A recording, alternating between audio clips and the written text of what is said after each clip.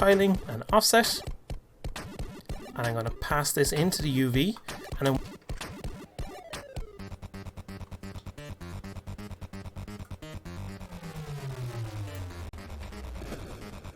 we can control the offset of our texture. I'm going to go over here. We're going to go ahead and use a couple of different nodes here. So I'm going to go over to the left here. And the first thing I'm going to do is add a time node. So we're going to add time. So this means, hey, this is something that will happen over the general course of time. We obviously want to be able to control how fast our water will move on the surface.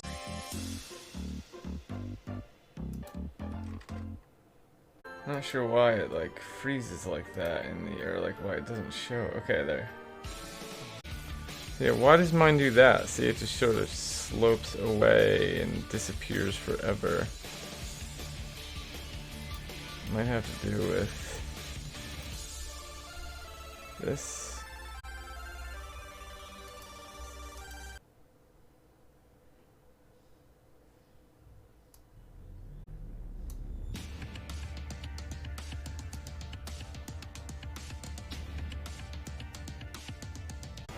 Like his looks in the editor like it's going forever, right? Like mine does not look like that.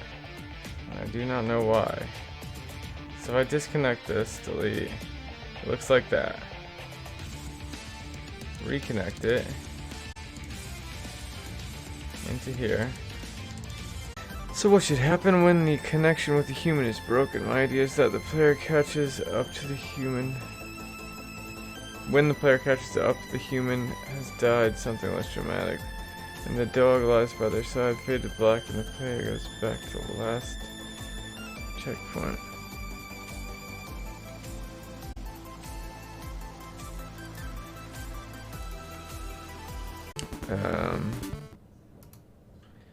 Alright.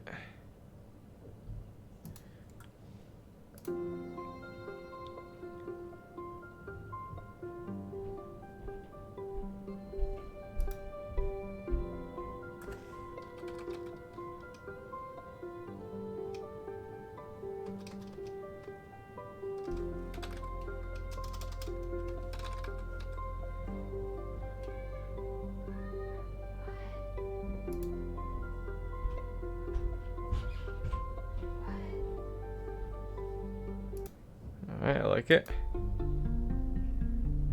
It's the loudest it goes.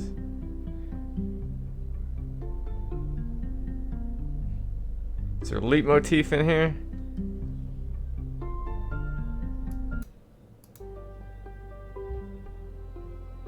Dun, dun, dun, dun.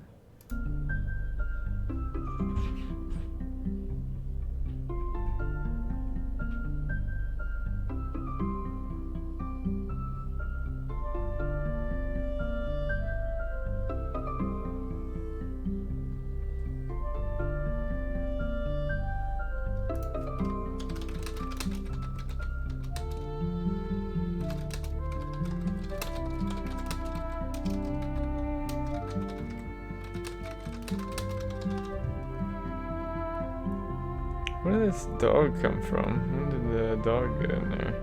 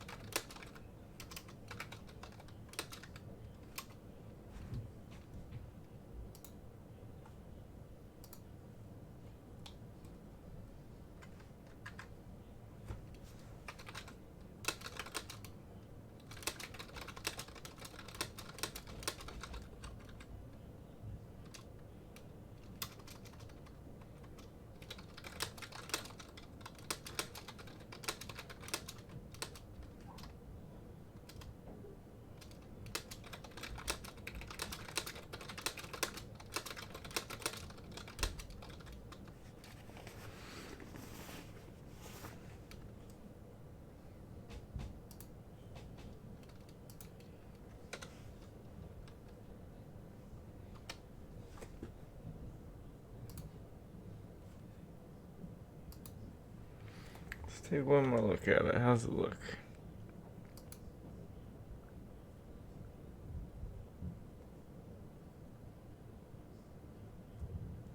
Maybe that's a little too intense on the wiggliness of it. Maybe we do go down to 1 and save here.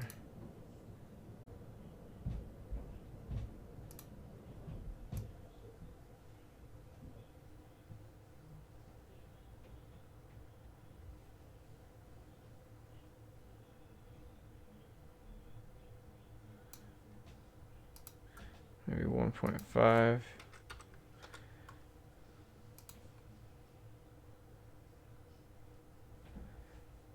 Okay, you can see down here where it's sort of overlapping, right? That's what's making those really wiggly parts.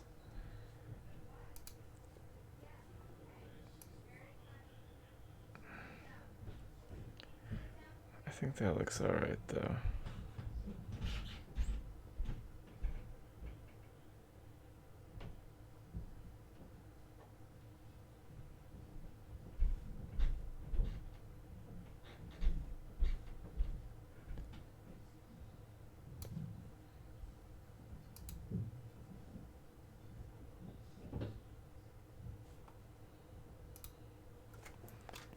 What if we change this to 0.5 or 2 or 1?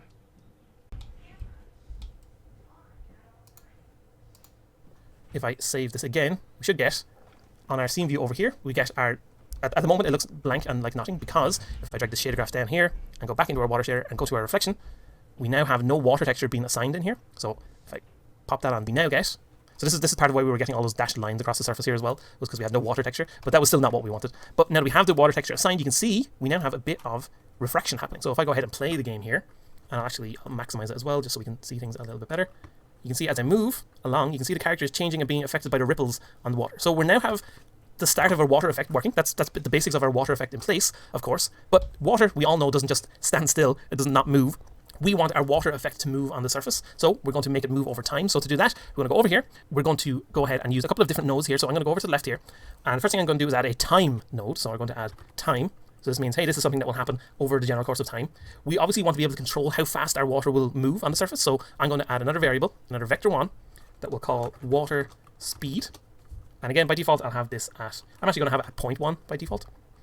And I'm going to drag this in here. So then we're going to combine these two together. So we're going to multiply our time by our how fast we want our speed to go. So you can consider time kind of as time.delta time, as you might use in a normal script. So I'm going to create another node for multiply. So when you want to control the speed of something, you would usually get the speed that you're using and multiply it by time.delta time. So that's basically what we're doing here. So time input and our speed input. So now we have an output of how fast we want our thing to use. We can't just use the multiply here straight into our sample texture. If I just zoom in here into the UV, as we know, we saw up here, is controlled by our tiling and offset, or it controls our tiling and offset sort of. So if I use this as the UV here, you'll see we just get this kind of fading in and out black and white effect. So if I save the asset now, and if I were to play, we'll just see our water just kind of shifts around and jiggles, which obviously is not what we want. I'm going to turn off maximize and play here again. So instead of just directing that straight in there, let's just get that out. We're going to create a tiling and offset node again. So I'm going to create tiling and offset, and I'm going to pass this into the UV, and then we can control the offset of our texture like this.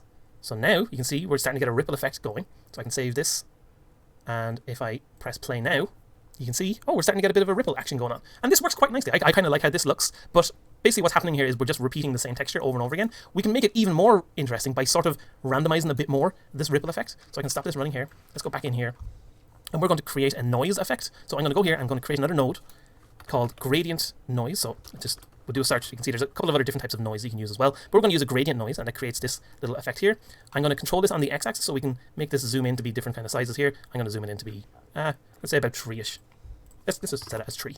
You can play around with that and get whatever you want. And then we're going to add the noise effect and the multiplier together. So we're going to go here and select add node. We're going to add both of these together. I'm going to unhook this from the offset here. And now I'm going to put the output of this into the offset.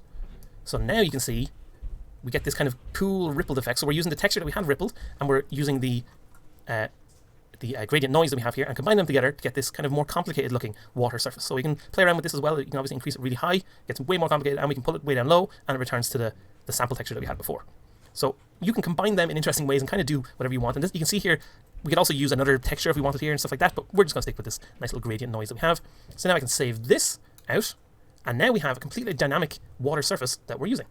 So if I go ahead and play, let's just, oops, didn't mean to do that. Let me just drag this out of the way here for a second. So now we have our water surface. I'm actually just make it bigger so we can see a bit more of what's going on. We now have this water surface moving and shaking around a little bit more randomly and a little bit more interesting than what we had before. So we now have our water effect pretty much done. There's one final thing, which is the water surface. Generally speaking, when you see water, it's not a perfect reflection of what's going on around you. At least especially in a game, you expect it to not be a perfect representation of what's going on. Now you can change that by using the water sprite that we have here. For example, we could change the color of it. We could make it darker, we could make it red, or we could do whatever we wanted. But we'd obviously rather do this through the actual shader itself. So let's go back into our shader. And right at the end here, we're going to take in a color value. So I'm going to go here and create a new color value. So hit color here, and we're going to say, well, we'll just leave this as color. It doesn't really need to change. So I'm going to make this white color, and you can still see the player reflecting up above. So I'm going to make it a little bit transparent.